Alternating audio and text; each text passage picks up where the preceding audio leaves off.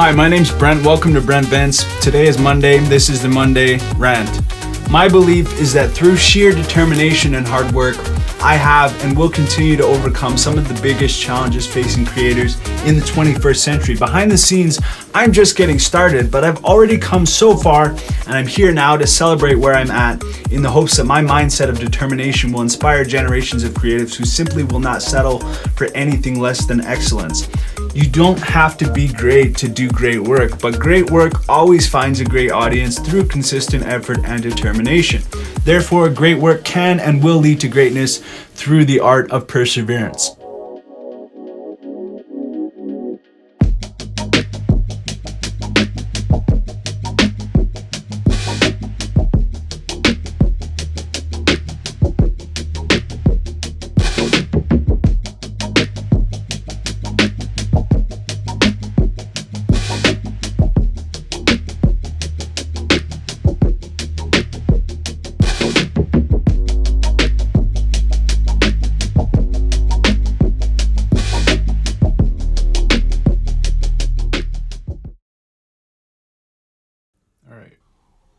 Let's talk about prosumer gear. Can a $99 wireless lavalier mic sound as good as a professional microphone? Oh, wow. The ginger is burning. It's so good.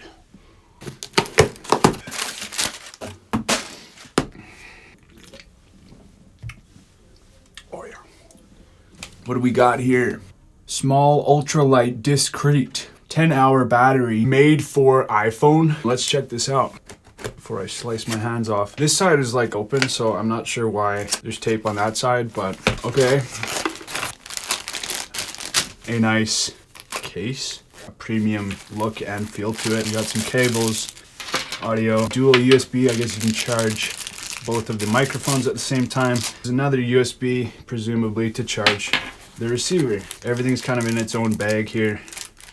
Some very small pieces. So this is magnets. USB-C connects to the receiver. These are microphones. This is the receiver. These are the dead cat. I lost one of them. What other goodies do we have? My goodness, there's a lot of little plastic bags. Seems to be like a dock. Finally, dock for the other one. There you go. I guess this clips. Was there any instructions with this? That completely comes off. That's very concerning. I'm gonna immediately lose that. So we line the arrows up. You have protruding connections here, but it's supposed to slide in. That feels really bad. Bit of a click. I guess that's how you connect it to your phone. Like, of course I'm gonna lose that. Anyway, let's see if we can hook this up. You could just clip it.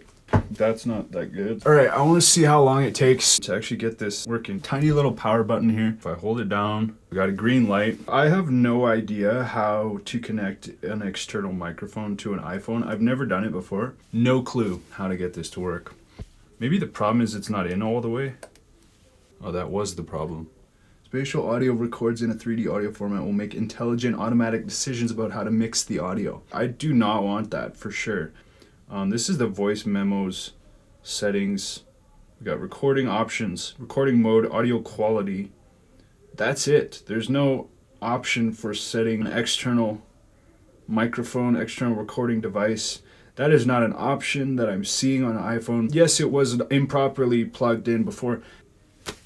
I'm still stumped. New recording, sound recorder. I'm just assuming that I'm recording on the voice memo app through this microphone. I guess it's, I don't know.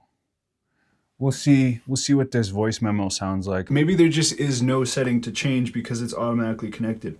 I'm used to like Windows and Android devices. Is this going to record the audio from the mic in the camera app automatically? So this is a test video to see, are we getting sound from the DJI mic? This is what it sounds like if we are. I have no idea. I'm just testing this out to see if this mic is working.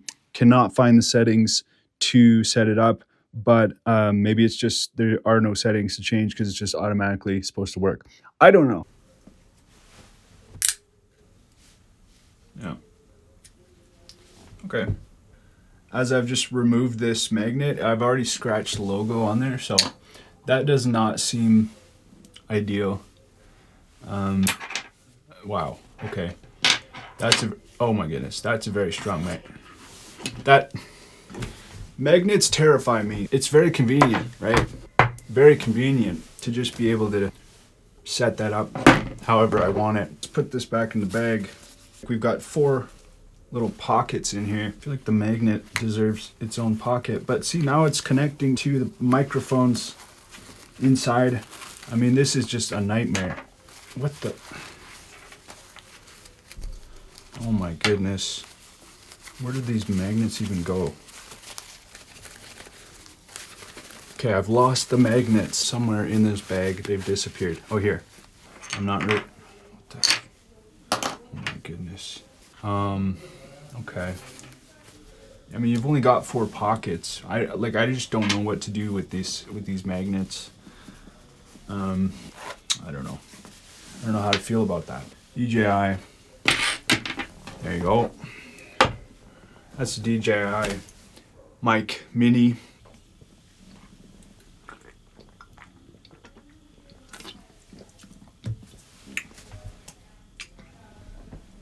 Oh, that's good. So right now I'm recording with this, I've got just like an overhead condenser here, and that's the only mic I'm using right now. So you're gonna get a lot of room tone, obviously, but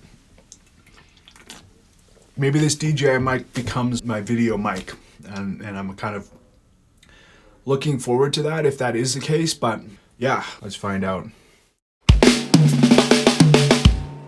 So yesterday I received the DJI Mic Mini. The day before that, my first guitar overdrive effects pedal with a real 12AX7 tube built inside of it. It really just has 2 knobs, so it's output level, tube drive. So I'm on my way to see my good friend Brian, who actually has a real tube amp. And we're gonna see if we can, compare this pedal to a real tube amp. For 99 bucks, you can't go wrong.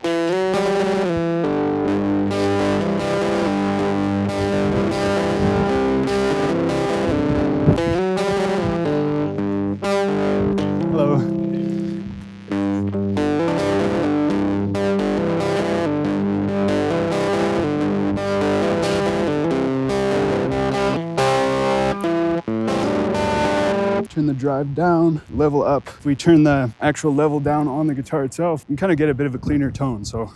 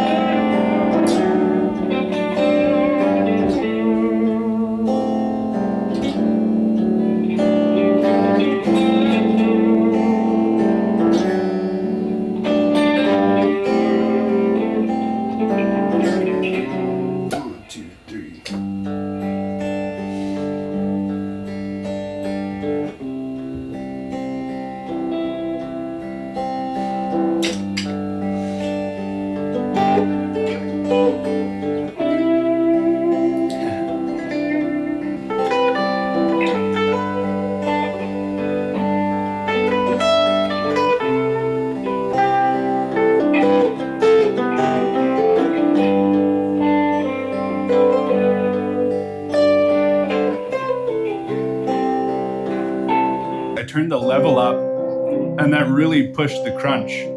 That's too nasty. You need a bit of a smooth sound for this, I think. Yeah. It's when I try to get creative, that's when I mess up. Gee. Okay.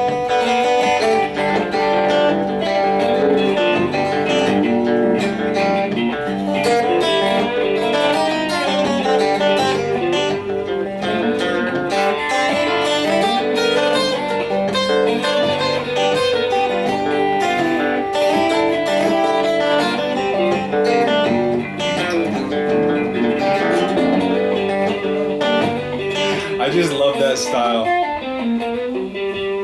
All right, well, the lack of close mics was definitely an issue there, but I think the definitive answer is that the Tube Pilot pedal is really not comparable to a Fender Blues Junior Tube amp. But we have to remember that while the Tube Overdrive pedal certainly draws more power than a typical single Guitar Effects foot pedal, it still isn't very close to what you get with 5 tubes in an amp that costs more than 10 times the price of the Tube Pilot. So it's just not a fair comparison. It's a bit like comparing this full HD digital camcorder to this 6K cinema camera. And while we're on the topic of detail-rich audio and fairness, Blackmagic Design, why did you have to make such a great camera at such an affordable price? Is it affordable, or have I just lost my mind? I think that's really something to ponder.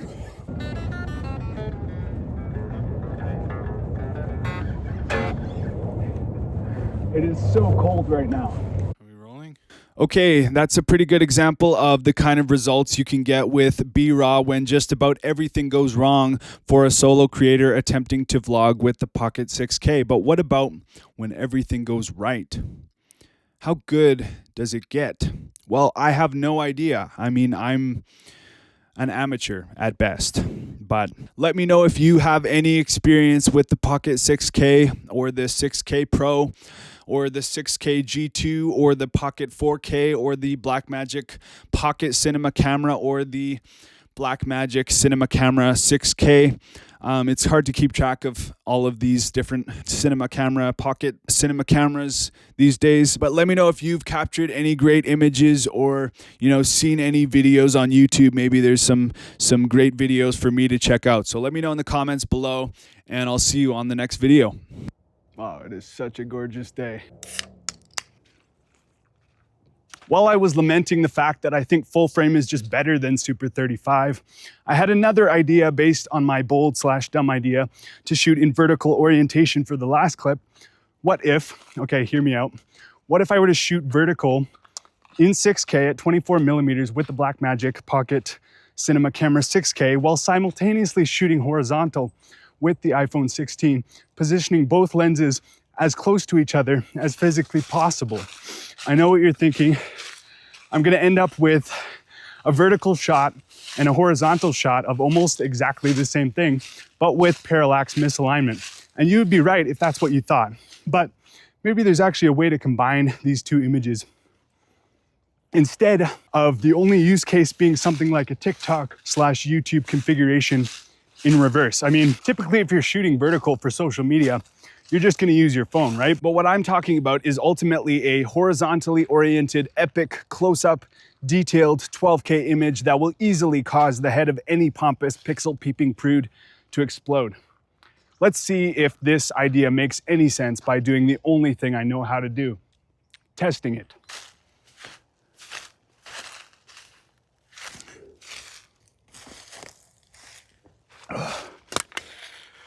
This is at the lowest ISO setting, ISO 100, but the sun is shining right into my eyes. It feels just a little bit overexposed, so let's see if there's a solution to that problem.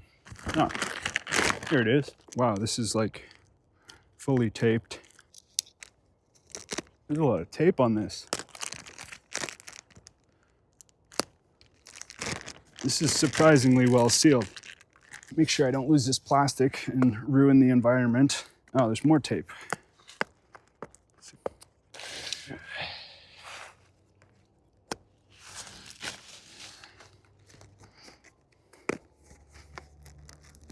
It's gonna be dark by the time I get into this. Oh, I ripped it. Brush, cloth. And there's a bag within a bag. Quite a nice bag. How much should a good ND filter cost? I got 4 of them for 33 bucks. So this is ND64.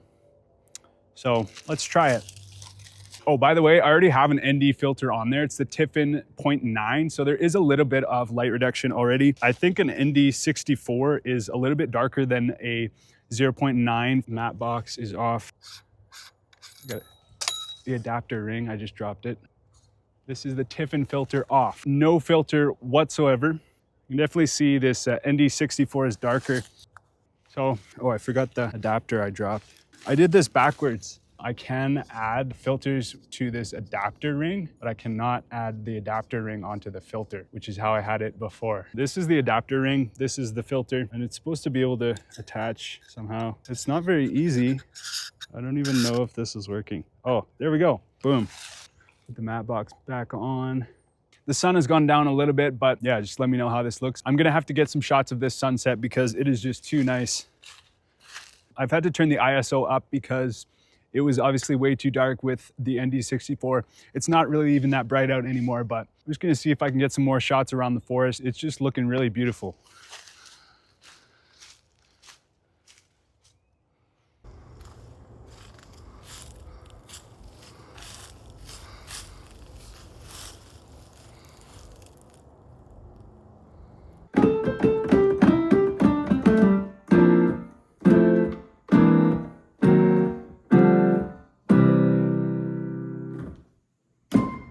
So yes, I did that wrong. And yes, I probably could have tested that idea at home. And in doing so, immediately discovered that one-time zoom is not equivalent to 24 millimeters when shooting 4K and 6K on the iPhone and the Pocket 6K respectively. And if someone could explain to me how there's any fun in that, I might decide not to bike all the way into the forest with a camera strapped to my back, wiping out magnificently on the way back and sacrificing my good hand to protect the gear.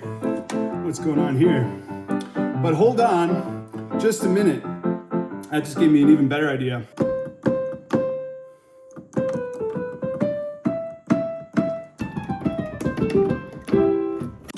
Let's go. Today is getting much colder again. So I just woke up and I had to get out here as fast as I could to see if this idea is brilliant or bad before the weather turns against me. It might already be too late. Well, this could be bumpy. Holy smokes. Oh boy. This does not seem safe.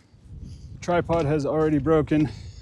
Anyway, I thought this would be a good opportunity to test out a more appropriate ND filter factor like this ND16, which reduces the amount of light entering the camera sensor by a little over 6% more than the Tiffin 0.9 filter, rather than the almost 11% of additional light reduction we saw with the ND64, which ended up requiring significant ISO boost to achieve a somewhat reasonable exposure level. Can't see anything.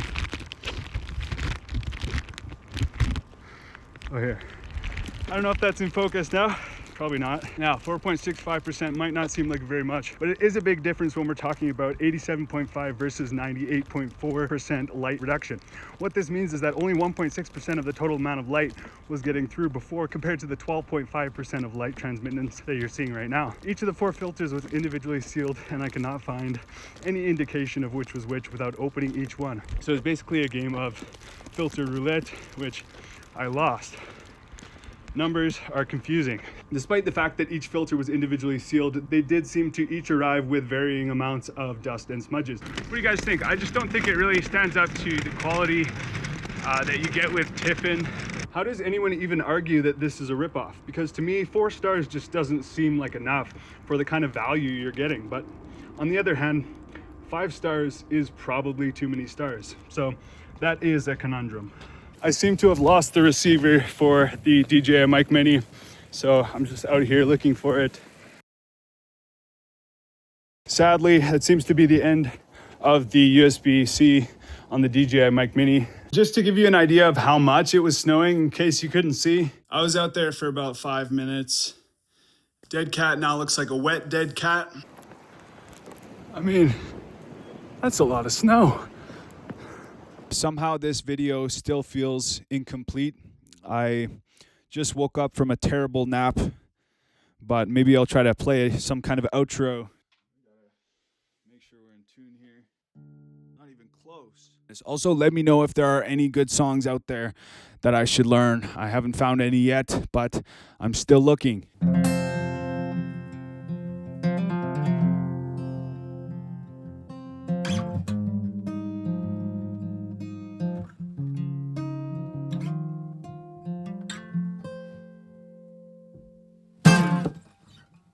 By the way, if anyone's wondering what these settings are, we are shooting vertical. This is B-RAW 6K 5:1 constant bit rate, 23.976 frames per second. at a 180-degree shutter angle, about 2500 ISO. And we are shooting on the Sigma f1.8 art lens with the Neewer quarter black diffusion filter on the Tilta mini matte box. So yeah, just in case anyone was wondering. Also, this mic, does anyone care? This is the ND767A. Great vocal mic if anyone is looking for an alternative to like a Shure SM58 or something. This is a great alternative. Beyond that, I don't really know what more to say. This is just a continuation of the rant. I actually wrote this whole long thing and I never actually ended up using any of it for the video. So you're getting the skimmed version of this video, but hope you enjoyed some part of it, and I will see you on the next one. I hope this mic doesn't sound incredibly boomy. Is that better? I probably should have used this the whole time. I don't know if that sounds better. You can let me know or just don't.